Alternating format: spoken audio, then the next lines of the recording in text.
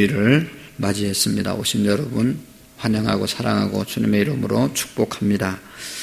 5월 가정의 달은 가정의 소중함을 다시 한번 생각하고 가정 안에서 우리의 가족의 소중함을 다시 생각하고 가정에서 나의 또 이 책임 또 위치를 역할을 돌아보는 그런 시간을 갖는 시간들입니다.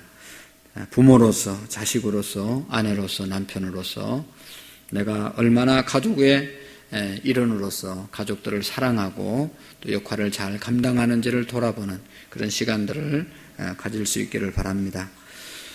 오늘은 우리를 이 땅에 있게 하시고 우리를 있게 하신 그 부모님의 사랑을 생각하고 고마운 마음들을 갖고 하나님 아버지께 예배하는 어버이 주일로 지키고 있습니다. 하나님은 하나님의 백성들에게 지켜야 될 10가지 계명을 주셨습니다. 그 외에도 많은 계명들이 있지만 하나님은 10계명을 우리에게 주셨는데 그 10계명을 살펴보면 제1계명에서 4계명까지는 하나님 사랑하라고 하시는 그런 계명이고 특별히 그 1계명은 나 외에 다른 신을 섬기지 말라. 하나님 외에 다른 신을 섬기지 말라고 말씀하시고 제5계명에서부터 10계명까지는 인간을 사랑하고 인간에 관한 계명인데 그 인간의 첫 번째 지켜야 될 도리에 대해서 내 부모를 공경하라 그렇게 말씀을 하셨습니다. 우리를 하나님께서 이 땅에 보내주셨습니다. 그러나 우리가 이 땅에 오게 된 것은 부모님을 통해서 우리를 이 땅에 보내신 것입니다. 또 부모님의 사랑의 돌봄과 양육을 통해서 지금까지 성장하게 되었고 이 자리에 우리가 있게 된 것입니다. 부모님의 사랑이 없었다면 이 자리에 있을 수 있는 사람이 한 사람도 없었습니다. 그런 거로 우리는 부모님들을 하나님의 대리자로 하나님이 주셨다는 사실을 우리가 기억하시고 우리 부모님에 대한 고마운 마음과 효도하는 마음이 변함이 없어야 될 줄로 압니다. 우리는 하나님을 이렇게 잘 섬기는 것처럼 우리 부모님들에게도 효도하는 마음으로 사랑의 빛 그것을 우리가 갚아야 합니다. 일제강점기에 김이흥렬이라고 하는 음악에 재능이 있는 청년이 있었는데 그 재능을 10분 발휘하기 위해서 일본으로 유학을 갔습니다. 일본에 가서 음악을 공부하는데 작곡을 공부하는데 작곡을 하기 위해서는 피아노가 필수적이라는 사실을 거기 가서 알게 되었습니다. 그래서 자기 어머니에게 편지를 썼습니다. 어머니, 피아노가 없으니까 음악 공부를 더 이상 할 수가 없습니다. 내가 하는 이 작곡에는 이 피아노가 필수인데 이것을 늦게 알았습니다. 더 이상 음악 공부를 할 수가 없습니다. 그래서 소자는 이제 다시 귀국하려고 합니다. 라고 편지를 썼습니다. 그동안 이 어머니는 홀 어머니로서 이 아들의 뒷바라지를 하고 있었는데 가진 돈도 없었지만 빚만 늘어가고 있었는데 또 피아노가 필요하다는 얘기를 들었습니다. 어머니가 새벽부터 일어나서 밤늦게까지 동네 근처에 있는 산, 또 먼 거리에 있는 산에 돌아다니면서 솔방울을 긁어 모았습니다. 불쏘시개로는 솔방울이 최고이기 때문에 그것을 팔아서 거금 400원을 마련을 했습니다. 1930년대이니까 쌀 한 가마니가 그때 13원 했다고 합니다. 이것을 만들어서 400원을 만들어서 일본에 유학 간 아들에게 이제 보내주었습니다. 아들은 그 돈을 받고 생각을 바꾸어서 그 돈으로 피아노를 샀습니다. 계속 공부를 열심히 했습니다. 그래서 음악에 이제 성공하게 되었고 이 이흥렬 씨가 제일 처음 작곡한 그 작곡 노래가 바로 양주동 시인의 문학가의 어머니 마음에라고 하는 그 시에다가 곡을 붙였습니다. 우리가 잘 아는 나실 적 괴로움 다 잊으시고 기르실 때 밤낮으로 애쓰는 마음 진자리 마른 자리 갈아 니시며 손발이 다 딸도록 고생하시네. 하늘 아래 그 무엇이 넓다 하리요 어머니의 희생은 가히 없으라. 어려선 안고 업고 얻어주시고 자라선 문 기대어 기다리던 마음 알을 쌓 그를 뗄사 자식 생각에 고우시던 이마 위에 주름이 가득 땅 위에 그 무엇이 높다 하리요 어머님의 희생에 지극하여라. 사랑의 마음엔 온 가지 소원, 어머니의 마음엔 한 가지 소원, 오직 한 가지 아낌없이 일생을 자식을 위해 살과 뼈를 깎아 바친 마음, 인간의 그 무엇이 거룩하리요 어머님의 사랑은 거지 없으라. 이런 시에다가 이 양흥렬 씨가 어머니 마음에 곡을 붙여 불렀던 것입니다. 우리 모두는 어머니의 사랑, 아버지의 사랑에 빚진 자들입니다. 2차 세계대전을 승리로 이끌었던 영국의 처칠 경이 이제 성공한 사람으로 부상했을 때 어느 신문사 기자가 찾아와서 처칠 경의 유치원 때부터 대학 때까지 가르쳐주신 교사들을 조사를 해서 위대한 스승들이라고 이름을 붙여 기사를 냈습니다. 그 기사를 읽은 처칠은 신문사에 그 기사를 낸 신문사에 짧은 글로 편지를 보냈습니다. 그 내용은 기 신문사에서는 나의 위대한 스승을 찾아내지 못했습니다. 그분은 나의 어머니이십니다. 어머니는 제 인생의 나침판이었습니다. 그런 글을 보냈습니다. 미국의 전 대통령 레건도 어머니날 특집에 출연해서 어머니의 사랑을 이렇게 표현했습니다.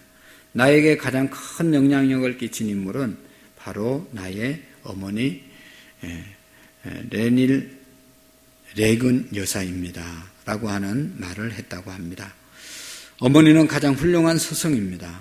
오늘날 우리 사회를 지탱하는 힘은 바로 이 어머니의 사랑에서 나왔던 것입니다. 역사의 훌륭한 인물 뒤에는 끊임없이 사랑을 베풀어주는 훌륭한 어머니들이, 희생하는 어머니들이 있었다는 사실을 우리가 부인할 수가 없습니다. 어느 누구에게나 어머니가 계십니다. 어느 누구에게나 부르면 눈물 나는 이름 어머니, 눈에 헐기덮여도 부르고 싶은, 또 안기고 싶은 그 사람은 바로 어머니입니다. 사랑하는 성도 여러분, 우리는 하나님을 섬기는 사람들입니다. 하나님의 자녀들입니다. 천국의 백성들입니다. 우리가 하나님을 잘 섬기는, 그것은 눈에 보이는 우리의 부모님을 잘 섬기는 것, 부모님을 하나님의 대리자로 섬기는 것, 그것이 바로 하나님을 잘 섬기는 것이라는 것을 우리가 잊어서는 안 됩니다. 하나님을 사랑하는 것이 바로 부모님을 사랑하는 것이고, 부모님을 잘 공경하는 것이 하나님을 잘 섬기는 것이라는 것을 우리가 다시 한번 기억할 수 있는 시간이 되기를 바랍니다. 오늘 성경 8절에 보면 말씀하고 있습니다. 피차 사랑의 빛 외에는 아무에게도 빚지지 말라. 남을 사랑하는 자는 율법을 다 이루었느니라 말씀하고 있습니다. 피차 사랑의 빛이라는 말이 있습니다. 피차 사랑의 빛. 여러분, 빛이라는 말은 뭡니까? 내가 어떤 물건을 샀는데 그 값을 지불하지 않으면 그것이 빚이죠. 내가 돈을 빌렸는데 그것을 빌린 것, 그것이 빚이고 갚아야 되는 것, 그것이 바로 빚입니다. 물건을 샀는데 값을 지불하지 아니하고 또 돈을 빌렸는데 그걸 갚지 아니하면 그것이 나에게 부담이 되고 나를 부자유하게 되는 빚으로 남는 것이죠. 우리가 살면서 빚을 질 때도 있지만 빚은 반드시 갚아야만 자유함이 있는 것을 볼 수가 있습니다. 빚은 갚아야 하는 것이죠. 남의 물건을 가져와서 사용하다가 돌려주지 않으면, 대가를 지불하지 않으면 그 사람은 아주 도둑이거나 강도인 것입니다. 오늘날 본의 아니게 빚을 안 갚고 사는 사람들이 있는데 이것은 양심이 없는 사람들이고 또 마음에 많은 부담을 갖고 아마도 살아가게 될 것입니다. 우리 예수님을 믿는 사람들은 반드시 세상의 빛을 갖고 살아야 합니다. 남에게 피해를 주어서는 안 되는 것이죠. 남의 것을 공짜로 취하는 자세는 절대로 바람직한 자세가 아닙니다. 세상의 빚은 갚아야 합니다. 그러나 오늘 성경에 보면 피차 사랑의 빚은 지고 살아도 된다고 말씀하고 있습니다. 서로 간의 사랑의 빚은 지도 된다는 것이죠. 사랑은 사실은 주고 받는 것이 진정한 사랑입니다. 사랑을 받기만 하고 사랑을 주기만 하는 그 사랑은 온전한 사랑이 되어질 수 없습니다.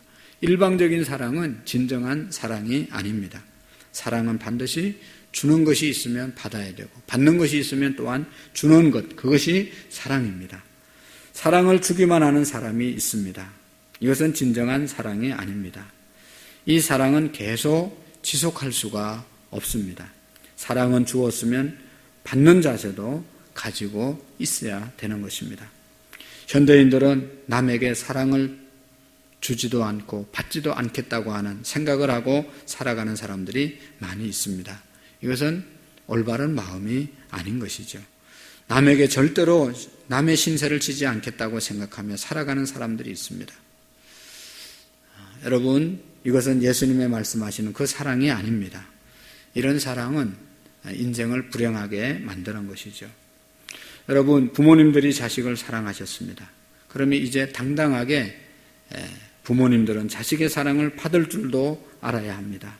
자식들이 뭐 해준다고 하면 당당하게 감사함으로 받는 그런 자세가 우리 부모님들에게도 필요한 것입니다. 저도 부모가 되어서 결혼한 자식들이 뭐 해준다고 하면 그만두라고 하는 그런 마음이 듭니다. 자기들도 살기가 어려울 텐데 하는 그런 생각이 먼저 드는 것이 부모의 마음이죠. 부모님의 마음은 평생 자식에게 주고 싶은 그 마음뿐인 것입니다. 그러나 때때로 자식을 위해서 자식의 사랑을 받을 줄도 알아야 한다는 것입니다. 예수님께서 요한복음 13장에 보면 마지막 만찬의 자리에서 제자들의 발을 다 닦아주셨습니다. 그리고 베드로 수제자의 발을 닦으려고 할 때 베드로는 주님, 절대로 주님은 나의 발을 닦을 수 없습니다 라고 거절했을 때 예수님께서 베드로에게 말합니다. 내가 너의 발을 닦지 않으면 너와 나와 상관이 없다 라고 말씀을 합니다. 다시 말하면 주님의 사랑을 받아야 주님과 관계가 이어진다는 것입니다. 주님의 사랑을 내가 받고 내가 주님을 사랑할 때 그 사랑이 온전한 사랑이 되어질 수 있다는 것입니다. 또한 사랑은 주는 사랑이 되어야 합니다. 사랑을 받기만 하는 그 사랑은 진정한 사랑이 되어질 수 없습니다. 사랑은 주는 것이고 사랑은 베푸는 것이고 사랑은 섬기는 것이고 사랑은 또한 품는 것입니다. 사랑은 그리스도인의 본질입니다. 기독교의 본질, 그것이 사랑입니다. 오늘 성경은 남을 사랑하는 자는 율법을 다 이루었다고 말씀하고 있습니다. 성경의 10계명뿐만 아니라 수많은 계명들이 있는데 그 계명을 우리가 어떻게 다 지킬 수가 있겠습니까? 사랑하는 마음으로 살면, 사랑으로 살면 그 모든 율법을 지킨 것이 되어진다고 말씀하고 있습니다. 하나님께서 출애굽한 이스라엘 백성들에게, 하나님의 백성들에게 10가지 계명을 주셨습니다. 그 첫 번째가 아까도 얘기했던 것처럼 1계명에서 4계명까지 하나님 사랑하라는 계명이고 5계명에서 10계명까지는 인간을 사랑하는 계명입니다. 이것을 하나로 요약하면 하나님 사랑과 인간 사랑, 사랑이라고 말할 수 있는 것입니다. 사랑하면서 사는 사람, 그것이 바로 율법을 지키면서 사는 사랑입니다. 예수님께서도 내 몸과 마음과 뜻과 정성을 다하여 주 너희 하나님을 사랑하고 이웃을 내 몸과 같이 사랑하라 하는 이것이 새 계명이라고 우리에게 말씀해 주고 있는 것입니다. 그래서 오늘 사도 바울 선생님도 사랑은 율법의 완성이니라, 율법을 다 지키는 것은 사랑하면서 사는 것이라고 말씀하고 있습니다. 신앙생활은 내 마음대로 하는 것이 아니라 하나님의 말씀을 따라서 율법을 따라서 사는 것이, 율법을 지키면서 사는 것이 올바른 신앙의 생활입니다. 그래서 하나님을 잘 섬기려고, 율법을 잘 지키려고 노력했던 분들이 많이 계시는데 그 대표적인 사람이 누군가 하면 바리새인들입니다. 바리새인들은요 10계명만 지킨 것이 아니라 이 10계명을 더 잘 지키기 위해서 613가지 계명을 만들어서 지켰던 사람들이 바리새인들입니다. 정말로 존경해야 될 사람들입니다. 그런데 예수님에게 책망을 받은 사람, 예수님께 꾸지람을 받은 사람들이 바로 이 바리새인들입니다. 율법은 잘 지켰지만 율법의 정신을 잃어버리고 사랑 없이 율법을 지켰기 때문에 그들은 예수님께 책망을 받은 겁니다. 오늘날도 우리를 시험 들게 하고 우리를 힘들게 하는 사람들이 누군가 하면 율법을 잘 지키는데 지키는 만큼 사랑 없이 율법만 지키는 사람들 때문에 시험이 드는 겁니다. 교회에서도 열심히 하는 사람들이 있는데 열심히 하면 사랑 없이 열심히 하는 사람들은 다른 사람에게 상처를 줄 수가 있다는 것입니다. 그런 거로 우리가 무엇이든지 사랑을 갖고 하지 않으면 온전한 율법을 지키는 것이 되어질 수 없다는 것입니다. 율법을 지키는데 사랑이 없이 율법을 지키고 율법을 지키는데 율법을 주신 정신을 잃어버리고 지키는 것은 이건 올바른 것이 아니라는 것입니다. 우리는 본질을 잃어버리고 살아가는 현대인들의 모습을 많이 봅니다. 무엇이 중요한지 모르고 인생을 사는 사람들이 참으로 많이 있습니다. 인생의 최고의 가치가 뭔지를 모르고 살아가는 사람들이 참으로 많습니다. 요즘 코로나 때문에 오늘도 이렇게 마스크를 쓰고 예배를 드리고 있습니다. 얼마나 불편하고 힘드십니까? 그래도 우리나라 사람들은 마스크를 전에도 써보고 해서 마스크를 착용하는 그런 사람들이 어색하지 않게 잘 착용하고 있습니다. 가끔 뉴스에 보면 미국 사람들, 특별히 해외 유럽에 있는 사람들이 마스크를 잘 쓰지 못하고 아주 고통스러워하는 것을 보게 됩니다. 근데 어떤 이 텔레비에 얼마 전에 제가 한번 봤는데 이 미국의 간호사가 마스크를 썼는데 여기 코하고 입은 다 도려내고 마스크를 쓰고 일을 했습니다. 왜 그렇게 했는가 물으니까 며칠 전에 자기 병원에 한 환자가 왔는데 여기를 찢어서 왔다는 겁니다. 코하고 입 있는 데를 찢어서 마스크를 쓰고 와서 자기도 너무 일하는데 답답하고 불편해서 이것을 오려내고 마스크를 썼다는 겁니다. 얼마나 웃깁니까? 마스크를 쓰는 이유를, 목적을 잃어버린 것 아니겠습니까? 코, 입으로 들어가는 잘못된 것을 막기 위해서 마스크를 쓰는 것인데 거기를 뚫고 놓고 마스크를 쓰면 이건 쓰나마나인 것이죠. 여러분, 이렇게 살아가는 사람들이 얼마나 많은지 모릅니다. 정말로 중요한 것이 뭔지 모르고 마스크를 쓰긴 썼는데 써야 되는 이유를 잃어버리고 쓰는 것이죠. 어떤 분이 점심시간에 식당에 식사하러 갔습니다.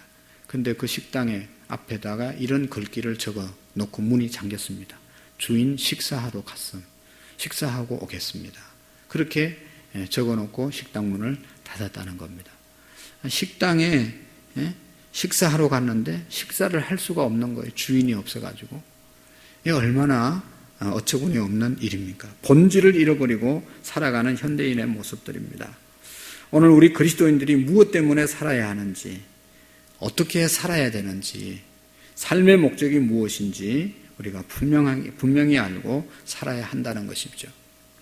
목사가 무엇을 하는 사람인가? 교사는 무엇을 하는 사람인가? 가장은 무엇을 하는 사람인가? 아내는 무엇을 하는 사람인가? 어머니는 무엇을 하는 사람인가? 그 본질을 잃고 살면 얼마나 불행한 결과가 올 수밖에 없는 것이죠. 사랑하는 성도 여러분, 성도는 뭐 하는 사람들입니까? 성도의 본질이 무엇입니까? 우리가 어떻게 살아야 하는 것입니까? 오늘 성경 9절에 보면 간음하지 말라, 살인하지 말라, 도적질하지 말라, 탐내지 말라 한 것과 그 위에 다른 한 계명이 있을지라도 내 이웃을 내 자신과 같이 사랑하라 하신 그 말씀 가운데 다 들었느니라 말씀하고 있습니다. 10계명 중에 여기 몇 계명을 말씀하고 있는데 이 계명 외에도 많은 계명들이 있습니다. 그러나 이 계명을 다 지키는 것은 사랑하면 다 지킨 것이 되는 것이죠. 여러분, 사랑하는 사람이 간음하겠습니까? 자기 남편을 사랑하고 자기 아내를 사랑하고 또 인격을 사랑하는 사람이 어떻게 간음하며 살아갈 수 있겠습니까? 사랑하면 간음하지 않으려고 조심하지 않아도 됩니다. 살인, 사랑하면서 사는 사람이 어떻게 감히 살인을 하며 살 수 있겠습니까? 나 자신을 사랑하고 또 정말로 인간의 인격을 소중하게 생각하고 사랑하고 존경하는 사람이 어떻게 감히 살인하며 살 수 있겠습니까? 살인은 전혀 사랑하는 사람과 상관없는 것이 되는 것입니다. 도적질하지 말라. 도적질, 사랑하는 사람이 도적질 하겠습니까? 사랑이 많은 사람이 어떻게 남의 물건을 도적질할 수 있겠습니까? 절대로 사랑하며 사는 사람은 도적질할 수가 없는 겁니다. 탐내지 말라. 탐내는 것, 남의 물건을 탐내는 것, 사랑하는 사람은 탐내지 않습니다. 그 외에도 우리가 사랑하면 모든 율법을 다 지킬 수 있는 사람이 된다는 것입니다. 사랑은 그리스도인의 본질입니다. 요한복음 13장 35절에 예수님께서 말씀하셨습니다. 너희가 서로 사랑하면 이로써 모든 사람이 너희가 내 제자인 줄 알리라. 우리가 서로 사랑하며 살면 모든 사람들이 믿는 사람이나 안 믿는 사람이나 우리가 예수님의 제자인 것을, 예수님을 믿는 사람인 줄을 다 안다는 것입니다. 우리 교회가 정말로 예수님 믿는 사람들이 모인 교회인지 아닌지는 우리가 사는 사랑의 삶의 모습을 보면서 이 교회에 모인 사람들의 신앙의 수준을 다른 사람들이 알 수 있다는 것입니다. 우리의 가정이 예수님 믿는 가정인지 아닌지 서로 사랑하고 사는 것을 보면 정말로 우리의 가정이 예수 믿는 가정인지를 알 수 있다는 것이죠. 요한일서 4장 7절에 보면 사랑하는 자들아 우리가 서로 사랑하자. 사랑은 하나님께 속한 것이니 사랑하는 자들마다 하나님을 알고 하나님으로부터 나서 하나님을 알고 사랑하지 않는 자는 하나님을 알지 못하나니 이는 하나님은 사랑이심이니라. 하나님은 사랑이라고 말씀하고 있습니다. 사랑하는 자들아 하나님이 이같이 우리를 사랑하셨은저 우리가 사랑하는 것이 마땅하다고 말씀하고 있습니다. 사랑하는 성도 여러분, 우리가 사랑하는 것이 성도에 마땅한 것이고 하나님으로부터 난 사람, 진정한 하나님의 아들의 모습이 사랑하며 사는 것이라고 말씀하고 있습니다. 사랑은 이웃에게 악을 행하지 아니하나니 그러므로 사랑은 율법의 완성이라고 말씀하고 있습니다. 우리는 사랑해야 한다는 것 이제 다 알고 있습니다. 지지난주에도 거짓 없는 사랑, 세상의 사랑은 많은데 세상 사랑이 아니라 거짓 없는 하나님의 사랑으로 사랑해야 된다고 말씀을 드렸습니다. 사랑이 무엇인지 우리는 다 알고 있습니다. 이제 중요한 것은 우리가 왜 자꾸 사랑을 얘기하고 있는 것 같습니까? 사랑을 알고 있지만 사랑을 하지 않기 때문에 사랑하라고 말씀하고 있는 것 아니겠습니까? 우리 가정 안에 당연히 있어야 할 사랑이 있습니까? 우리 교회 안에, 우리 셀 안에 있어야 될 사랑이 진정으로 있습니까? 사랑하기 위해서 어떻게 해야 합니까? 어떻게 하면 이 사랑의 삶을 살아갈 수 있을까요? 먼저는 하나님의 사랑을 내가 받았다는 사실을 깨달아야 합니다. 나는 하나님의 사랑을 받은 자임을 기억하고 하나님이 나를 사랑하셨다는 사실을 믿고 사셔야 합니다. 하나님은 우리를 변함없이 사랑하십니다. 우리는 그 사랑을 받은 사람입니다. 생각해 보십시오. 하나님께서 하나밖에 없는 독생자를 우리를 위해서 십자가에 내어주신 그 분이 하나님이시고 그 사랑으로 우리를 지금도 변함없이 사랑하고 있음을 믿으시기를 바랍니다. 사랑하는 성도 여러분, 부모님들은 자식을 변함없이 사랑하는 분들입니다. 자식 사랑하는 마음을 떨쳐버릴 수가 없지 않습니까? 부모님의 사랑, 이건 정말로 어떻게 할 수가 없는 겁니다. 늘 동일하게 우리를 사랑하십니다. 저는 이제 지난주에 우리 며느리가 출산을 해서 얼마나 마음이 쓰였는지 모릅니다. 코로나 때문에 더 신경이 쓰여서 걱정을 했습니다. 그런데 걱정하는 도중에 한 가지 생각이 났습니다. 자식에게는 마음을 이렇게 두면서 부모님에게는 마음이 얼마나 가는가 하는 그런 생각을 하게 되고 회개하는 마음을 갖게 되었습니다. 아무리 사랑이 내리사랑이라고 하지만 부모님을 섬기는 일에 있어서 우리가 소홀하면 안 된다 하는 그런 깨달음을 갖게 되었습니다. 코로나 때문에 많은 사람들이 외출을 자제하고 참 집안에서 고생을 많이 하고 있습니다. 그래서인지 지난 연휴 어린이날 기해서 연휴 때 제주도에 17만 명 이상의 사람들이 제주도를 찾았습니다.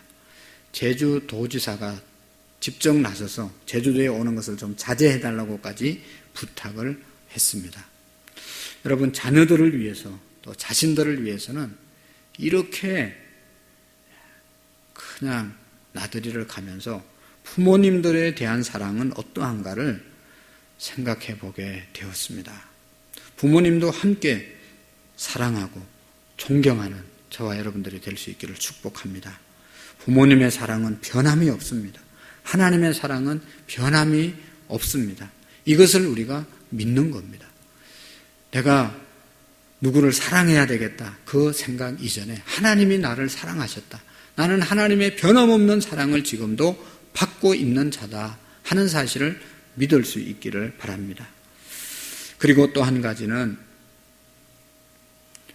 우리가 하나님 예수님을 나의 왕으로 모시고 사는 것입니다. 그분을 나의 마음에 가득 채울 때 우리는 사랑의 삶을 살게 될 줄로 믿습니다. 예수님을 나의 왕으로 모시고 살고 예수님을 나의 능력으로 삼고 살아갈 때 우리는 사랑의 삶을 살아갈 수가 있습니다. 여러분, 나의 능력으로 사랑할 수 없고 나의 의지로 사랑할 수가 없습니다. 사랑은 노력한다고 되는 것이 아닙니다. 그러나 예수님을 나의 왕으로 모시고 예수님을 나의 주인으로 모시고 예수님을 나의 주님으로 모시고 살게 되면 우리는 사랑의 삶을 살아갈 수밖에 없는 것입니다.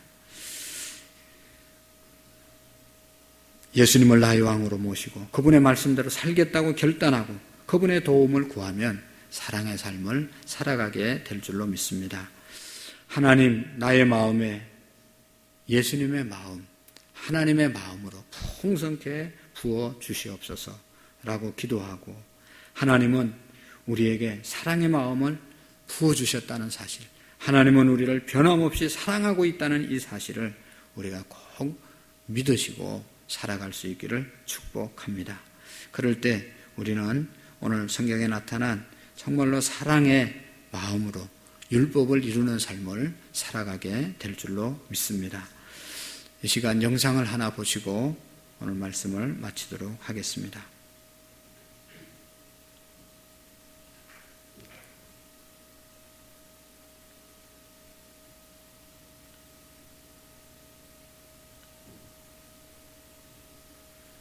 내가 어제 목사님한테 보여준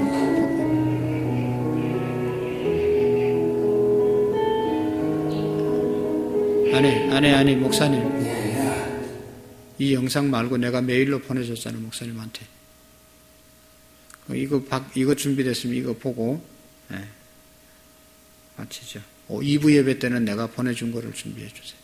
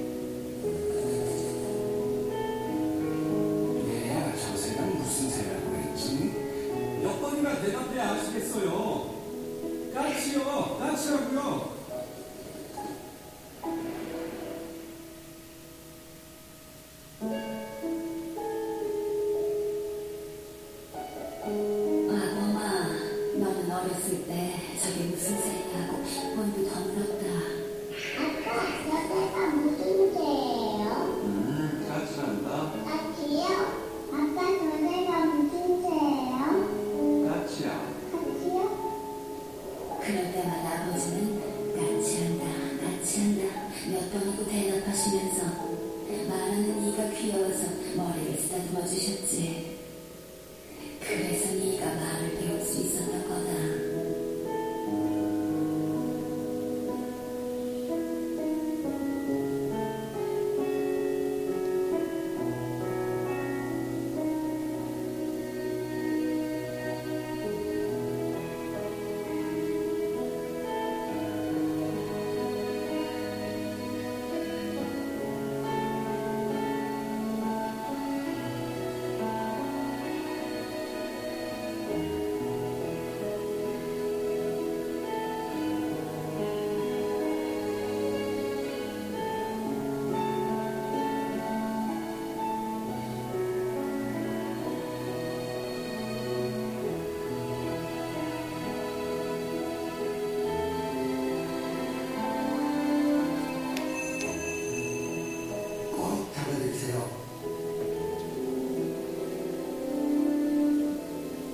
언젠가 알타고 주셨던 아버지의 그 손을